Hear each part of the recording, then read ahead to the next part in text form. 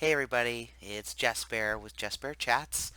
This YouTube experience is about me talking about pagan stuff, Irish pagan stuff, tarot, LGBT plus issues, activism, and a whole myriad of things that intertwine with each other.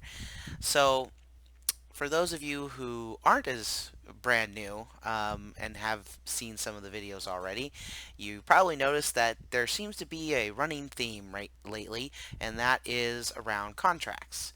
And I didn't intend for this to become a series of sorts, but here it is. We are now making a series because I was asked a question around contracts, which were kind of took me a minute to go, oh, wow, this is a really interesting thought to kind of deconstruct a little bit. So I wanted to answer it. So here we are. Now the Q&A section around contracts. Um, so the question was from Jessica Jean, and they asked me, do you consider a dedication, quote unquote, to be a contract? And at first I was going to be like, no, these are different because, and then I had to stop, and I'm like, wait a minute, are they the same? And if they are, does that mean I've already done a contract? And then cue the memes of minds blowing and universes shifting. So I had to, I decided to take a deeper dive into that and see, are there differences? Are they the same? And how I feel about it now, looking in the process that I'm doing. So I did the easy route first, which was I looked up the specific definitions of these words, right? So dedication, straight from the dictionary, is a quality of being dedicated or committed to a task or a purpose.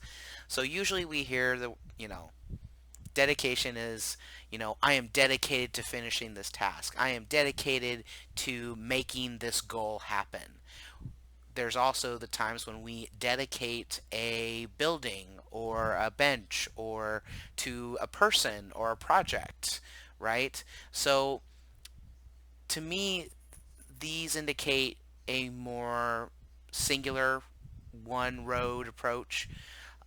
A person is making the effort to reach a desired outcome, and they're putting themselves sort of in charge of like committing to that. And with contracts, it's usually described as a written agreement, right, between two or more parties, and it usually has to do with sales, with employment, with rent, and it can be enforceable by laws. So here we see that that's a two sort of a two-way street, right? This is something, in the best case scenario is talked through, is negotiated with both parties or more parties, and with basically the idea being, I'm going to do this for you because you're going to do this for me. So, so an answer to the initial question is they're promises, right? But one is more communicative and more complex with multiple people, whereas another promise is about, this is what I'm promising to do, and you don't have to really do anything else with that, right? So, in the context then of creating contracts with our gods, I would say that a dedication is something that a human chooses to do to show their devotion and to show their intention of working with and serving this deity. Um, and I let's be fair and say that someone could dedicate themselves to a deity with, you know, just simply going to dedicate and I'm going to do these works in your name, and I don't really care if you have anything else to say about this is what I'm doing, right? But mostly when people dedicate to a deity or a guide or a guardian, it's because they're doing it to honor them, right?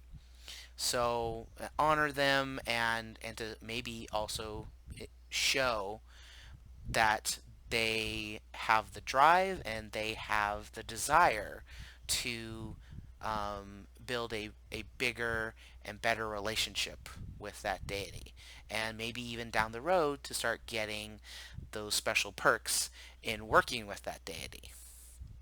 So a contract is a much more involved thing, I think, where it requires after the dedication sort of to putting in the effort to working with and knowing that that deity or that guardian and figuring out is this a something that we can do together, something that we can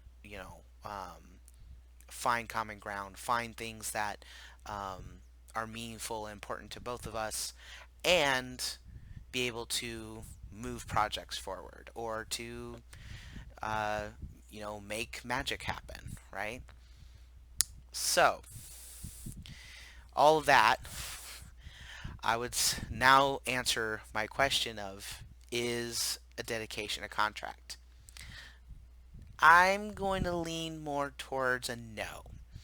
Um, Only because I feel that a contract is something that's worked out between two individuals. Now, a contract doesn't have to be the involved long process like what I'm trying to do, which is I'm building a relationship, I'm meditating and journeying and talking with Andagda daily. I'm working with Andagda. So, like when I'm cooking, when I'm doing errands, when I'm doing the work that needs doing, I am bringing in the intention of working with Andagda, of having him present, and I'm also I'm talking with him and I'm making sure that we're both on the same page, and if he needs to tell me something or what he wants done or done differently, that's happening, right? So, and that's what we're trying to do with the contract as well. The contract is going to be more about specific work that I would like to see happen for myself that I believe Andagda can do for me. And in return, I am going to do things that he wants me to do. So there is that's how I'm trying to do it this time around. There have, however, been plenty of stories written and plenty of experiences by other people who find themselves pressed into service with a deity or a spirit because they're in dire straits, because they're up against a rock and a hard place, and the only thing they can think of is to make a deal, right? And which can be something to the extent of help me get the hell out of this and I will do what you want me to do. And that's like, and that'll be it. And then they're in for a ride. So that's what I'm trying to avoid. And that's what I am trying to um, make the distinction of here. And so, yeah, so I would also add that understanding these definitions better, I recognize that I have done not only a dedication to Andagda, where I made the commitment to be present and to work with this god and to um, be a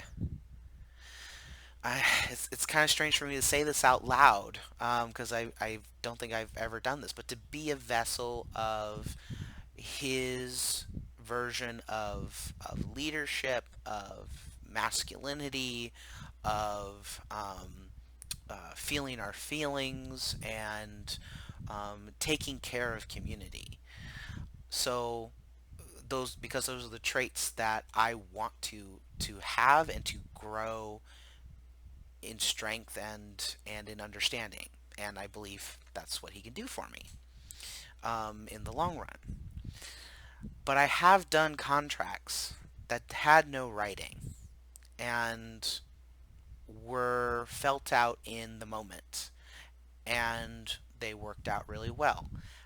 I will give you an example. I am a trans man, and 2 years ago, I finally had the date for a very important medical procedure for gender confirmation. And I was very nervous about a lot of things, but a lot of it had to do with money, with going through the procedure, making sure that I would make out on the other side okay. And I had been doing some work with the Irish god Manannán MacLír. He does a lot of the way I was working with him was he was keeping me safe during my travels when I was a driver. And so, yes, he helped me cross the asphalt seas in order to come back safely again. But also, I spent a lot of time at a beach on the California coast and spending time getting to know that ocean and understanding more and more about the boundaries and the sort of magical works that Mananan can be a part of. So because I was nervous about this and because I saw him having power over liminal spaces, over transitional spaces, I asked that he protect me and help me come out of the surgery healthy and well, and that I would heal well in this transformation stage. And in return, I would do something that I have been deathly afraid of for most of my life, which is submerging myself in the ocean. Which that's a whole other long story, which maybe I'll tell you later. But needless to say, um, it was something that just came to me in meditation, that it felt right and agreed upon. I did it at the ocean. Um, I made that contract at the ocean, and when I finally, got my surgery, everything went well. Once I was healed, I went out there and I put my whole body in the water all the way up over my head. But it it was literally like maybe for a second, but I did it, right? And when I finally got back to shore, I basically heard, okay, that was okay. We can do better next time. And I'm like, oh boy, okay. Uh, so, so that was one contract that was totally verbal, and there were very positive outcomes. 2 years later, I've healed. I'm extremely happy, and I was able to recognize the changes that were happening in my life because of the work that was happening around that. So, so yeah. So when I did my dedication to Antagda, that felt a little differently, and that worked a little differently. I This was also happening around the same time that I made that contract with Manan MacLear. Um, and I knew that I wanted to do something that showed my dedication to Ondagda, and so I chose to get a tattoo by a Morpheus Ravenna, who is a amazing tattoo artist in Oakland. And once COVID world is over, I highly recommend her for your ritual tattooing needs. And really that's why I went to her, because she actually works in creating ritual space for people who are getting dedication tattoos for themselves and for their gods. So I made the appointment, and that happened about a month after I got my surgery.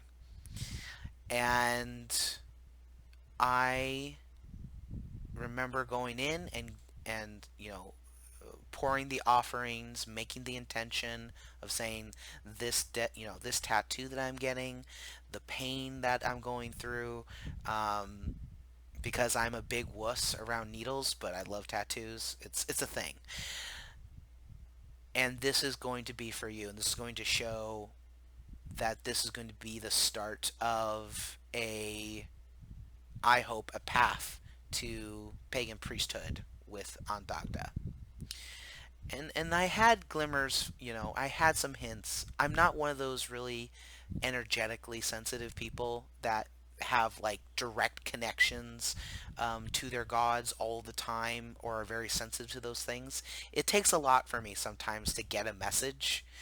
So when I got into that space, when the tattooing began and I started to journey and I started to get into that liminal space, it was very real. Like the pain was kind of there, but it wasn't.